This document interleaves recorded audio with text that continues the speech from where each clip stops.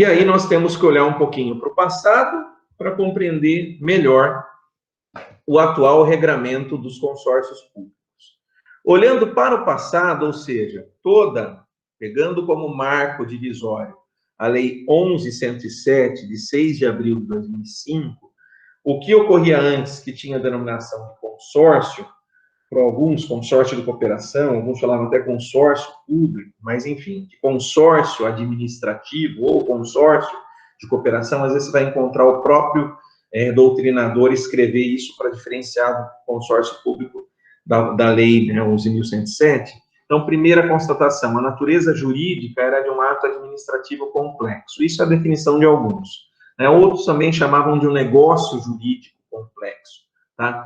Mas o que importa é dizer o seguinte, lá atrás, antes da Lei 11.107 de 2005, você tinha o convênio tradicional do direito administrativo, o convênio, que é esse que eu acabei de me referir, por exemplo, o convênio entre o município e o Estado, para que ele receba verbas do Estado para o serviço de atendimento, né, móvel, lá o SAMU. Há o convênio entre o município e o Ministério das Cidades para vir um dinheiro para ele fazer melhorias nos logradouros públicos, né?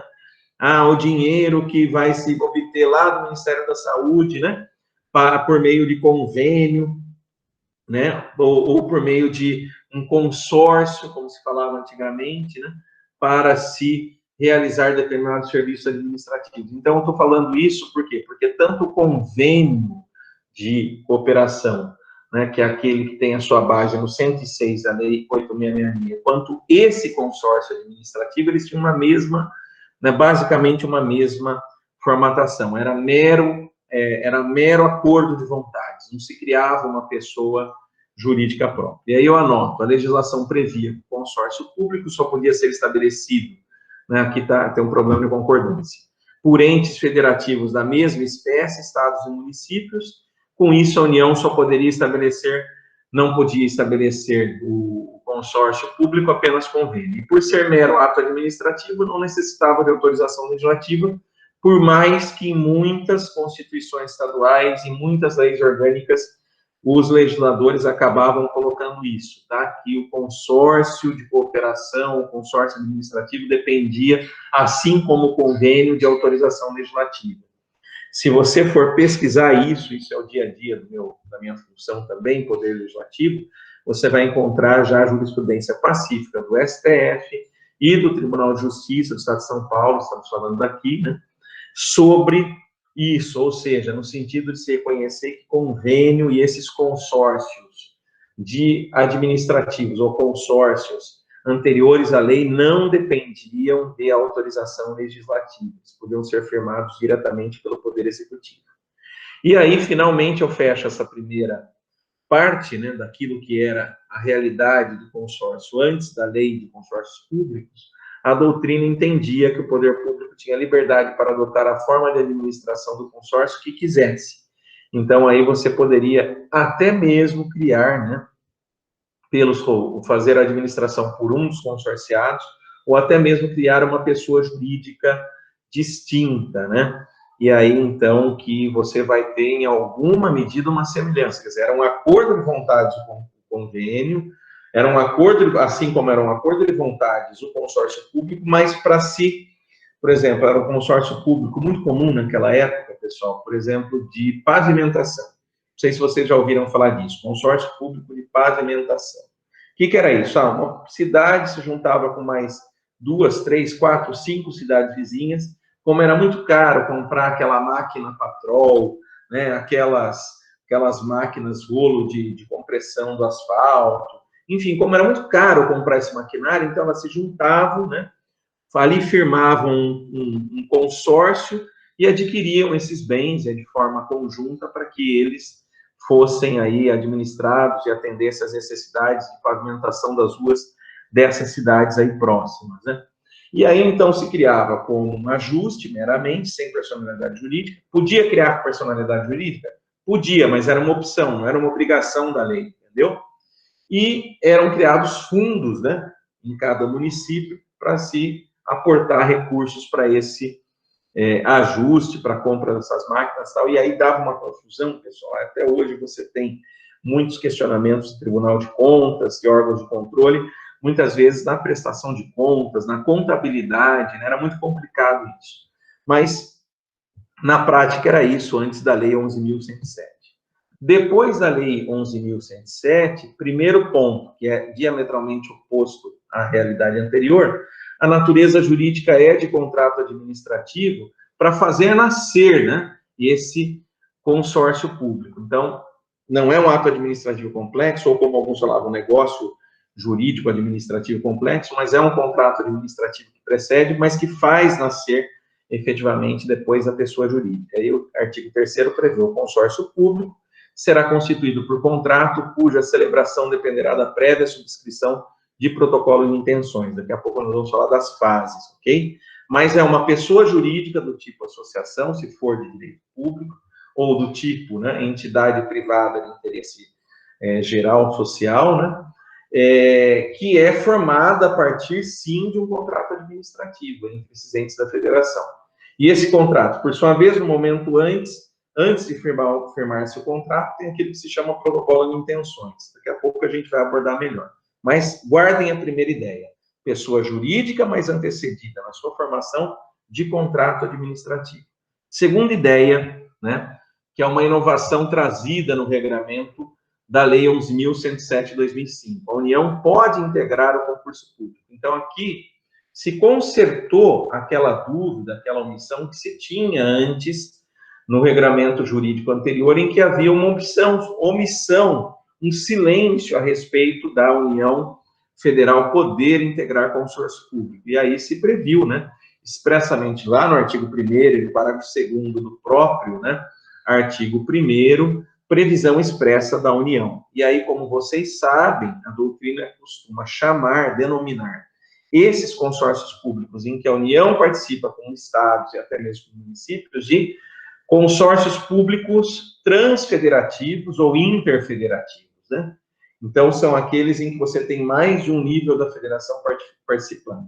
Denominação que é muito falada, mais de trans, ou seja, aquele que atravessa, que transiciona, né, de um ente para o outro da federação. Ainda continuando, após a Lei 11.107, né, você tem o quê? Artigo 5º, a exigência de lei para a constituição do consórcio público. Raul, mas você não falou que é um contrato?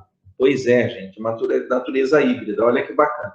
É um contrato antecedido por um protocolo de intenções assinado pelo Poder Executivo. Então, vai lá, o prefeito de Americana, com o prefeito de Santa Bárbara, com o prefeito de Limeira, com o prefeito de Sumaré, estou falando todas as cidades aqui limítrofes, ok?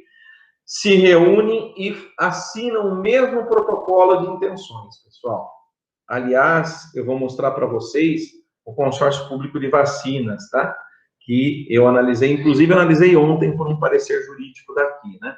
Então, a Frente Parlamentar, a Frente Nacional de Prefeitos, né? Nada de parlamentar, Frente Nacional de Prefeitos, que é uma entidade, provavelmente uma associação, que representa privada, que representa prefeitos, se uniu e falou, olha, com a demora na vacinação, na imunização, tal, vamos fazer aqui um consórcio público grandão, com quem quiser, município, dos 5.000 e poucos municípios do Brasil, para que nós possamos criar uma pessoa jurídica própria, uma associação pública, para que ela possa adquirir, com recursos de todos nós, né, vacinas para as nossas populações, né, no nível local. E aí, então, você tem o protocolo de intenção, ou de intenções, que foi assinado por cada um dos prefeitos. Repito, prefeito de Americana, prefeito de Santa Bárbara, prefeito de Limeira, prefeito de Sumaré. Aí, faça esse exercício com as cidades aí próximas da sua. Beleza? Aí, este protocolo de intenções, ele já vai fazer nascer o consórcio? Nananina, não. Esse protocolo de intenções, ele vai ser anexado num projeto de lei que vai sair do chefe do Poder Executivo, do prefeito, vai para a Câmara Municipal, e esse projeto de lei, então, vai ser analisado, discutido e votado pelos vereadores. E esse projeto de lei, que é este, né, que é esta lei autorizativa, que vai, então, fechar, né, ao momento da criação, da constituição do consórcio público. Artigo 5º da lei, o consórcio público será celebrado com ratificação mediante lei do protocolo de intenções. Então, o protocolo ele é assinado pelos prefeitos, os prefeitos colocam o protocolo, cópia dele no projeto de lei, que vai sair do executivo e vai ser mandado para a Câmara. A Câmara vai analisar e vai dizer, eu, enquanto representante do povo, legislador local, eu concordo com a Constituição do município, eu concordo com o município que eu represento estar, né, fazendo parte como consorciado desta associação, e como associado ele vai verter contribuições, não é assim normalmente uma associação, e vai receber benefícios desse consórcio, dessa associação, beleza? Então é esse o caminho. Protocolo de intenções assinado pelo chefe do executivo, junta no projeto de lei, manda para a Câmara discute, vota, então ela ratifica. Pessoal, não é retifica, né? Retificar é consertar, né? Vamos lembrar da retífica do motor, né? Da retífica, né? Do amortecedor do carro. Então, retífica é conserto, né? Consertar o que está quebrado. Agora, ratificar é sinônimo de consertar. Então, desculpe, de confirmar, não de consertar, de confirmar, ok? Então, retífica ou retificação é sinônimo de consertar, já ratificação é sinônimo de confirmação. Quem é procurador aí ou procuradora, né, fazendo até um jogo aí de palavras, que já tenha feito algum tipo de termo de rete-rate? Já ouviram essa expressão? Termo de rete-rate, alguém já ouviu? Pessoal, alguém me ajuda aí? Alguém já ouviu o termo de rete-rate? Não. Então, é isso que eu estou falando. Por exemplo, você tem uma licitação, um contrato administrativo firmado. Aí você quer alterar uma cláusula do contrato administrativo, né? O que você vai fazer? Se você quiser alterar, consertar, o que você vai fazer? Uma retificação, um conserto. Então, é retificação. Só que, normalmente, né, na nossa prática, no nosso dia a dia de procuradoria, a gente faz um termo de retificação e a gente diz, no mesmo termo, que aquilo que a gente não está consertando, que a gente não está retificando, a gente vai ratificar. E aí, né, nas práticas da advocacia pública, a gente escreve assim, termo de ratificação do contrato administrativo número tal. Percebeu? Então, ao mesmo tempo, o mesmo termo, ele está retificando, como eu disse, consertando, alterando algo, como também ele está ratificando aquilo que não está sendo alterado, ele está confirmando. Está dizendo, ó, vai ficar do jeito que está. Então, está confirmando. Da mesma forma aqui, né? A lei aí citada para o consórcio público, a chamada lei ratificadora, é a lei de confirmação. É aquela lei que vai dizer assim, olha, eu, município, concordo com a constituição do consórcio público. E aí, então, ainda, à luz da lei, o consórcio público sempre tem personalidade jurídica. E aí, no parágrafo 1º do artigo 1º, né, é reproduzido aquilo que o decreto depois conceituou, né, no dispositivo que eu acabei de ler para vocês, que é o seguinte, existem duas espécies, né, o consórcio público constituirá associação pública, regida pelo direito público, ou pessoa jurídica de direito privado, regida pelo direito privado, para atividades aí de interesse social. O consórcio público, artigo 6º, adquirirá personalidade jurídica. Então, estamos lá no artigo 6º, né? Adquirirá a personalidade jurídica. E aí, no próprio artigo 6º, né? Inciso 1º diz, de direito público, no caso de constituir associação pública mediante a vigência das leis de ratificação do protocolo de intenções, de direito privado, mediante o atendimento dos requisitos da legislação civil. Então, aqui você tem uma pequena modificação que você tem que ficar atento quando é um consórcio público que está sendo ratificado, sendo constituído como associação pública, basta a lei, né? E essa mesma lei, então, ela já vai ratificar, confirmar o protocolo de intenções e, com isso, já nasce o consórcio público. Já a lei que Já o consórcio público direito privado, você não vai ter, né, esta lei, você vai ter a personalidade jurídica decorrente pura e simplesmente dos atos constitutivos levados a cartório. Aí, normalmente, o que ocorre é que vai ocorrer um fenômeno parecido com as fundações de direito privado, em que você vai ter uma mera lei dizendo, olha, nós vamos constituir esse consórcio, né, como uma lei que autoriza a instituição do consórcio, mas não é uma lei que ratifica um protocolo de intenções, ok? Artigo 1º, artigo 4º da lei, aqui citado, inciso 2º, União, Estado, Distrito Federal, municípios, né? E há uma limitação do parágrafo 2º, que é o seguinte, a União somente participará dos consórcios em que também façam parte todos os estados em cujos territórios serão situados municípios consorciados. E nesta questão aqui, nesse primeiro ponto dos partícipes, você tem aí um questionamento consistente, né, da própria doutrina sobre a inconstitucionalidade deste dispositivo, porque está aí limitando, né, a autonomia dos estados, porque está dizendo que a União só participa de consórcios em que todos, né, façam parte todos os estados em cujos territórios serão situados os municípios consorciados. Então, é necessário aí se questionar a constitucionalidade, né, e isso muitos doutrinadores o fazem. Constituição, então, aqui fazendo o fechamento, quais são as fases? Primeira, o prefeito assinou o protocolo de intenções, disciplinado no artigo 3º e 4º. Segundo, a Câmara Municipal, se for o consórcio intermunicipal, ratificou por lei o protocolo de intenções, artigo 5º. Aí, então, se celebra, isso é meio automático, o contrato de consórcio, artigo 5º, Senado também pelos prefeitos, se for um consórcio intermunicipal. Aí, então, você tem a personificação desse consórcio, repito, se for consórcio de direito público, associação pública, a própria lei já está dando esta personificação. Se for o consórcio de direito privado, segue a lei civil com os atos constitutivos lá em cartório, né?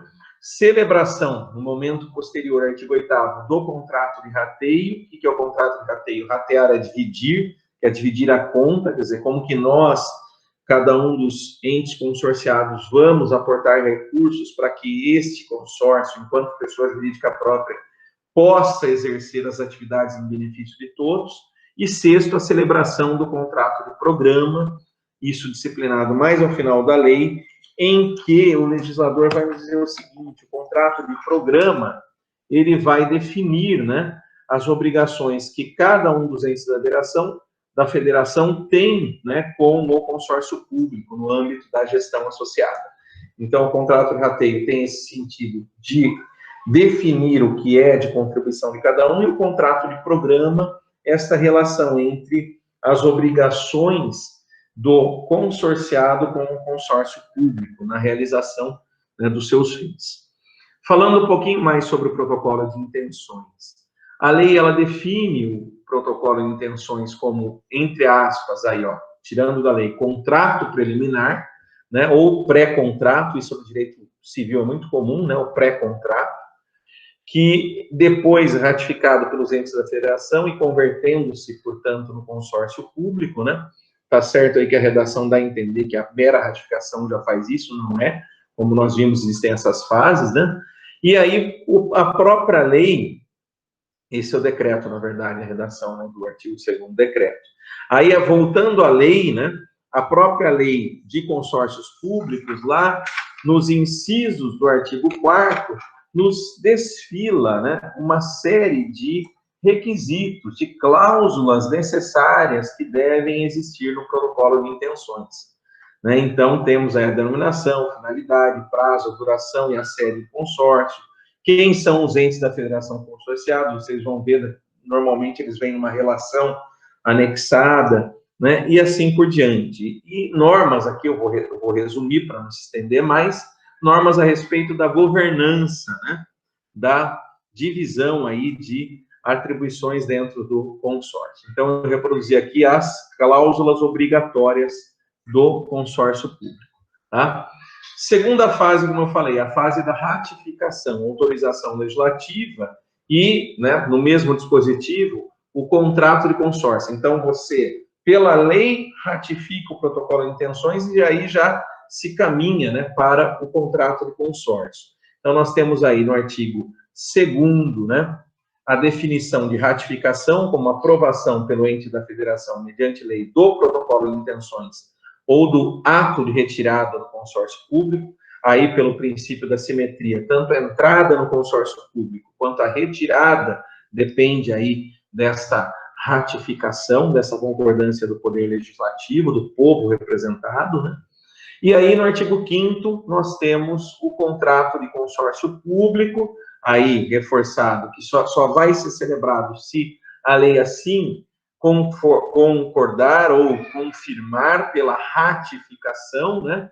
E aí você tem as definições a respeito do contrato de consórcio público. E aí, sobre a sua personalidade jurídica, né? Nós aí recortamos artigo 6º, que no inciso 1º, que acabei de ler, prevê a associação pública, e no inciso 2º, a pessoa jurídica de direito privado. Como eu disse, a associação pública, a vigência da lei de ratificação do protocolo de intenções já faz ela nascer, e a pessoa jurídica de direito público, mesmo que se adote uma lei para dizer que vai se constituir esse consórcio público sob regime de direito privado, o que faz efetivamente o consórcio público desse tipo, dessa espécie nascer, é o registro dos seus atos constitutivos, né, lá no cartório, né, de registro de pessoas jurídicas.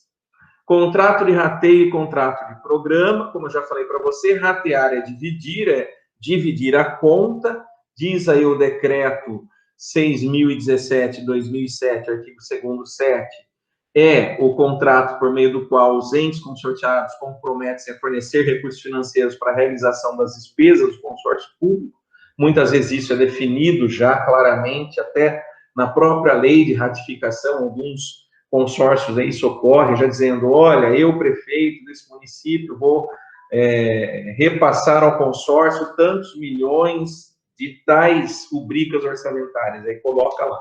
Mas isso não é um requisito legal, também pode pura e simplesmente dizer assim, olha, o Poder Executivo fica autorizado a utilizar neste contrato de rateio, neste consórcio público, no futuro contrato de rateio, as verbas orçamentárias que forem necessárias, suplementadas se necessário. E aí, às vezes, me perguntam, mas isso não é ilegal, isso não falta transparência? Eu falo, não, é uma autorização ampla. Que aí você tem que pensar que a utilização de recursos orçamentários deve ser, por óbvio, dentro do que a lei orçamentária anual, né, a LDO, a Lei de Diretrizes Orçamentárias, e o PPA, o Plano Plurianual, prevê, ok? Contrato de programa, instrumento pelo qual devem ser constituídas e reguladas as obrigações que o ente da federação, inclusive da administração indireta, tenha para com outro ente da federação ou para o consórcio público, no âmbito da prestação de serviços públicos por meio de cooperação federativa. Ou seja, se tem o consórcio público, você pode eventualmente ter não só ali obrigações entre os consorciados, que são os entes da federação, como eventualmente de pessoa jurídica que compõe a administração indireta. Está dito aqui, né? Inclusive sua administração indireta. Então, onde a gente vai visualizar isso muito, pessoal? Consórcio público de saneamento básico, em que muitas vezes você tem um município e tem mais uma autarquia no município responsável pela prestação de serviço público de saneamento básico. Então, esse dispositivo está aqui por conta disso, né? Você permitir que tenha obrigações disciplinadas no contrato do programa entre a prefeitura, Poder Executivo, entre a autarquia prestadora, nesse exemplo, de serviços de saneamento básico, e entre os demais consorciados dentro de um consórcio público para esta finalidade. Tudo bem? Muito bem, as disposições sobre o contrato de rateio você encontra no artigo 8º e as do contrato de programa no artigo 13.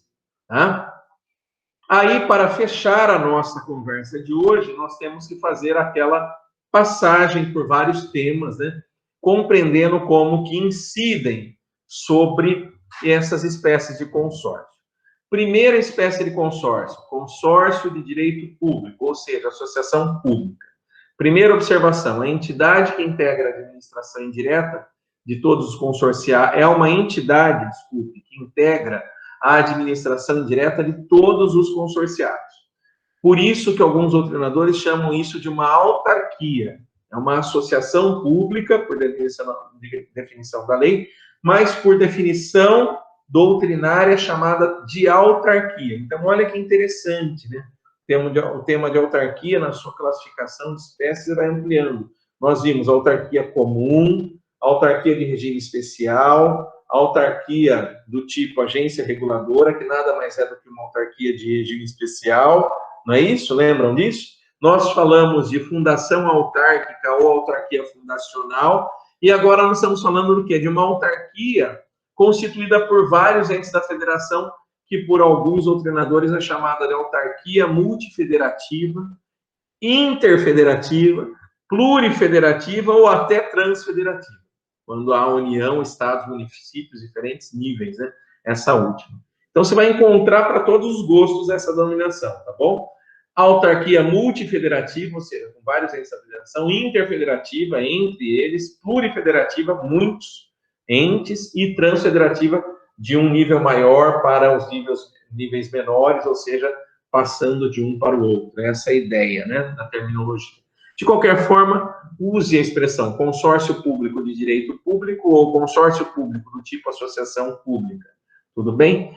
Estamos aqui colocando porque a gente tem que falar para vocês quais são as denominações. Quais são as principais controvérsias na doutrina e jurisprudência, né? Primeira é justamente, né, essa da possibilidade ou não de ser uma entidade interfederativa, né?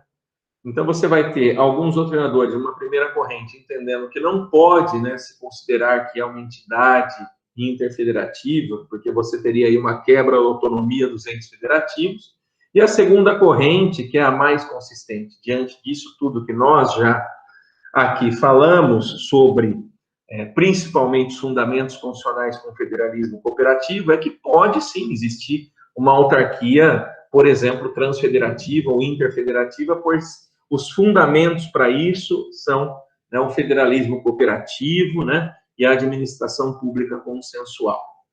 Segunda controvérsia ou debate que você pode encontrar na doutrina, pessoal. Natureza jurídica dessa associação pública. Primeira corrente, é uma nova espécie de entidade da administração pública, ou seja, está ao lado das outras entidades clássicas, autarquia, fundação, empresa pública, sociedade, economia mista, e temos aqui os consórcios públicos, né, do tipo consórcio público de direito público, portanto, autarquia, espécie de autarquia para alguns, ok? Ou segunda corrente, é uma nova espécie da autarquia, né? Não estaria ao lado, portanto, da autarquia, das fundações, das empresas públicas, sociedades de economia mista e consórcios públicos, mas sim dentro do primeiro tipo autarquia. Pessoal, uma mera discussão doutrinária, tá? Tem aqui os fundamentos legais que esses doutrinadores defendem, mas é uma mera, né, polêmica doutrinária que no frigir dos ovos não vai ter uma consequência, né? Então, de qualquer forma, nós podemos dizer pura e simplesmente, olha, você pode considerar que é tanto uma entidade da administração indireta, num conceito mais amplo, que você tem autarquia, fundação, empresa pública, sociedade, economia mista, consórcios públicos, né? E aí, alguns até dentro do tema de administração pública indireta também trazem aquelas outras, né, autarquias do tipo serviços sociais, autônomos, né, autarquias, como alguns colocam, profissionais, né, como a OAB, os conselhos federais, etc. E alguns colocam no mesmo balaio, vamos falar, né, português, claro, no mesmo cesto, colocam até mesmo os particulares de cooperação com o poder público. Né? Em alguma medida, eles também constituem essa administração indireta. Então, o recorte dos limites disso, que é exatamente essa polêmica, vai muito do gosto de cada doutrinador. Tudo bem? Características do consórcio público de direito público. Criação. Aqui eu vou começar a repisar para a gente começar, né, a fechar. Criação, pela lei de ratificação do protocolo de intenções. Beleza, falamos isso. Momento da criação. Após a vigência da última ratificação do protocolo de intenções. Aí nós temos uma linha doutrinária que diz isso, ó. quando nasce esse consórcio formado pelo município de Americana, Santa Bárbara, Sumaré e Limeira? Nasce a partir do momento, por exemplo, que Limeira, que foi o último município que ratificou a lei, né, aprovou essa lei de ratificação, tá? E aí, como você tem um problema prático de diferentes tempos, momentos de aprovação, muitas vezes, dessas leis, dos legislativos, né, consorciados, dos entes consorciados, o que se sugere na prática fazer? Se colocar no protocolo de intenções um momento específico no qual ele será constituído, né? Portanto, uma data de nascimento para ele. E aí, o que você tem que fazer? Ajustar no poder legislativo de cada ente, né, que vai participar do consórcio, como consorciado, ajustar o timing, né, da aprovação, porque já se sabe que, a partir daquele momento, né, estará criado o consórcio público, ok? De direito público. Atividades, né? Mesmas de autarquia, né, pessoal? Prestação de serviço público. Alguns aqui nós temos já existentes consórcios públicos de regulação de serviço público, principalmente no saneamento básico. Por quê? Porque é uma característica também da lei própria de saneamento básico ter previsto que para que o saneamento básico seja bem prestado, ele deve ser prestado por um e regulado por outro. E aí muitos municípios, né, pela própria dificuldade que a atividade regulatória exige, de expertise, de corpo técnico, de estrutura, se unem em consórcios intermunicipais, principalmente, tendo em vista que o saneamento básico é serviço público de titularidade municipal, com exceção das regiões metropolitanas, em que ele vai ser regional, segundo pacífica jurisprudência do STF, né? Isso é o tema da titularidade do saneamento básico. Mas o que estamos aqui dizendo é que ele pode ser o prestador de serviço público, ele pode ser o regulador do serviço público e, portanto, pode até exercer poder de polícia. Resumo de tudo aqui. Então, a autarquia multifederativa ou consórcio público de direito público, ele vai funcionar como uma autarquia. Quer dizer, todas aquelas limitações, todos aqueles limites, todas aquelas normas de direito público se aplicam a esse tipo de consórcio público de direito público.